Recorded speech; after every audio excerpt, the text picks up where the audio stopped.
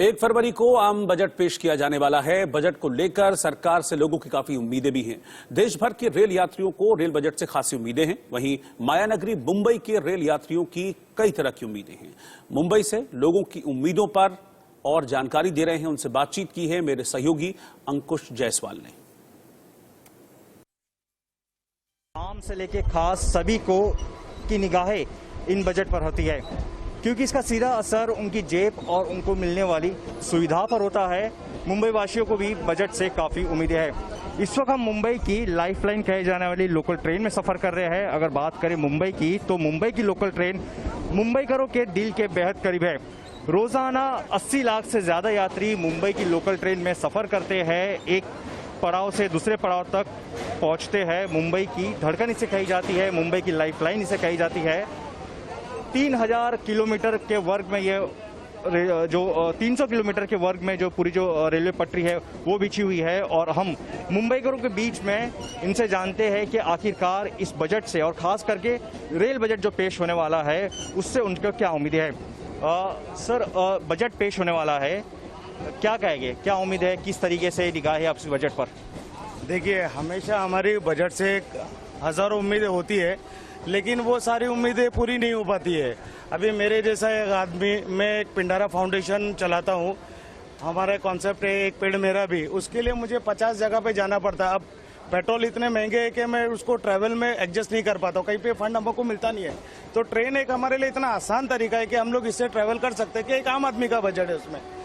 लेकिन इसके लिए मेरे को हर स्टेशन पे, दूसरे स्टेशन पे जाने के लिए इतनी तकलीफ का सामना करना पड़ता है कि आप देखो, अभी मैं खार से चढ़ता हूँ, खार से अगर मैं चढ़ता हूँ तो वहाँ पे 2 विंडो खुले, इतने सारे लोग वहाँ पे लाइन लगाए कि एक लाइन में कम से कम 15 से 20 मिनट जाते हैं हमारे वहाँ पे। अगर मैं हर बार पूरे दिन में अगर मुझे 4-5 जगह पर जाना है, अगर मैं 20-20, 25-25 मिनट अगर स्टेशन की लाइनों में लगा रहूँगा तो सोचो कि मैं पहुँचूँ कैसे लोगों तक और मेरा काम मैं कैसा पूरा कर पाऊंगा। तो उससे हम लोग को बहुत वो है कि भाई टिकट विंडोज़ को बढ़ाया जाए। और जो ट्रेन में आप देखो कि ट्रेन में इतनी गर्दी होती है, ट्रेन का टाइमिंग सही नहीं है।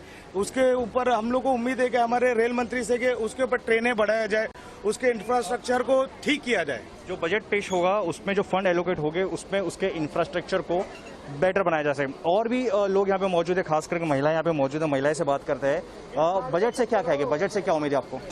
मुझे लगता है कि आज तक सिर्फ इतना ही कहा गया है कि रेलवे में जो भी महिलाएं असुरक्षित ज़्यादा होती है, हर एक कोच में मेरे हिसाब से एक सीसीटीवी लगाना काफ़ी ज़रूरी है, क्योंकि महिलाएं रात को 2-2 बजे तक ट्रैवल करती है तो उन्हें काफ़ी परेशानी होती है और बहुत सारी उनके साथ आजकल क्या क्या होता है तो सबको ही पता है। तो वो हिसाब से मुझे लगता है कि हर एक कोच में सीसीटीवी लगाना काफ़ी ज़रूरी है और ये खास करके ध्यान रेलवे मिनिस्टर है उन्होंने रखना चाहिए और महिलाएं सुरक्षित होनी चाहिए, ये उनका भी फ़र्ज़ होता है।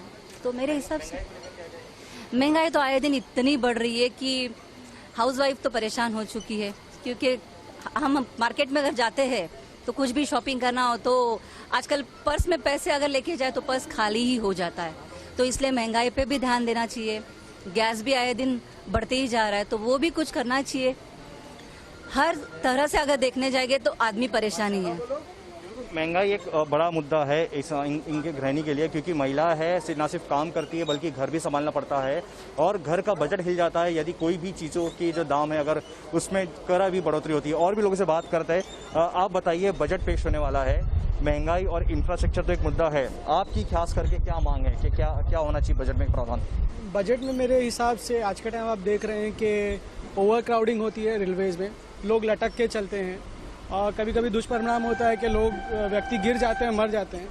तो शासन को कुछ ना कुछ इसके ऊपर कड़े कार्रवाई करनी चाहिए, इनके बारे में कुछ सोचना चाहिए कि एटलीस्ट इसको कैसे कंट्रोल करें। और जैसे कि गाड़ियों की फ्रीक्वेंसी बढ़ाए, ऐसा भी कुछ कर सकते हैं। इंस्पाइट के अगर आप सिर्फ रेलवे की टिकटों का भाव बढ़ाते हैं, उसके ऊपर अगर ट्रेन के ऊपर कुछ अच्छा कड़े निर्णय लिए तो वो बेटर होगा। जी बिल्कुल, और ट्रेन की फ्रीक्वेंसी पे बढ़ानी चाहिए। सर्विस और इंफ्रास्ट्रक्चर को लेकर लोगों की यहाँ पे काफ़ी सारी शिकायतें, आप क्या कहेंगे? हमारा ये कहना है क्या, जैसे कि अभी बहुत सारे रेलवे स्टेशन पे काम चालू होते हैं तो उस वक्त महीनों गुजर जाते हैं, लोगों को बहुत सारी प्रॉब्लम्स का सामना करना पड़ता है। और दूसरी चीज़, जब रेलवे प्लेटफॉर्म्स पे आती है तो उसके बीच में बहुत गैप होता है, तो इससे बहुत खतरा, जान का खतरा ज़्यादा होता है। बहुत सारी हम जैसे देखते हैं न्यूज़ चैनल्स पे और बहुत सारे सोशल मीडिया पे कि बहुत लोग उसके अंदर कट के मर रहे हैं, उसके अंदर गिर जा रहे हैं। तो ये सब चीज़ों का सरकार को भी बहुत ख्याल रखना चाहिए। बिल्कुल हर व्यक्ति की अपनी एक अलग उम्मीदें हैं इस बजट से।